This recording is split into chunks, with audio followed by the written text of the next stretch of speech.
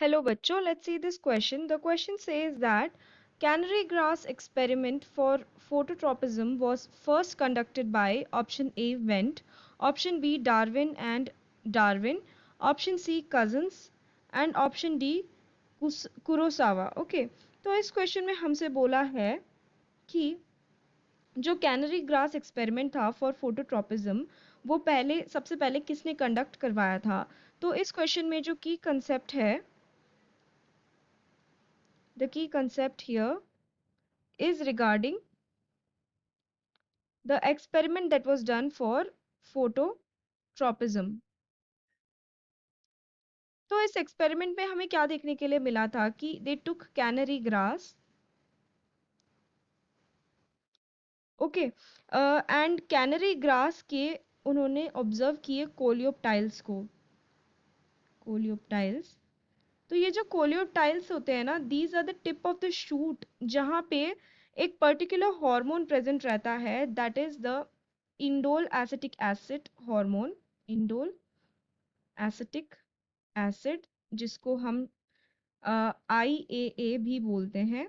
It is an auxin, auxin class के अंदर ये हार्मोन आता है। तो indole acetic acid hormone present रहता है इन द कोलियोप्टाइल्स या फिर tip of the growing stem या फिर वी कैन से शूट। ओके, तो ये क्या करता है, this respond to light, respond to light, यानी कि अगर समझ लो एक कैनरी ग्रास है एंड यहाँ पे उसके टॉप में कोलियोप्टाइल है जहाँ पे इंडोल एसिटिक एसिड वाला हार्मोन प्रेजेंट है, तो यहाँ से अगर हम लाइट डालेंगे तो ये जो particular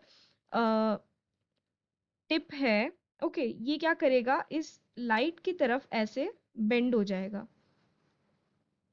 because of the increase in this auxin hormone. ठीक है, तो ये जो रिस्पॉन्स होता है towards light of various plants part, it is known as phototropism.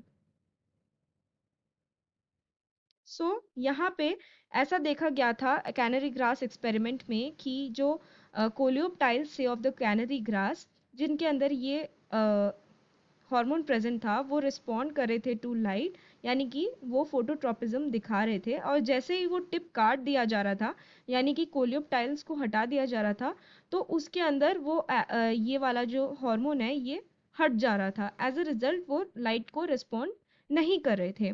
तो ये जो एक्सपेरिमेंट था, this was conducted by Charles Darwin, Charles Darwin and his son, Charles Darwin and his son Francis Darwin, and this was conducted in the year 1880.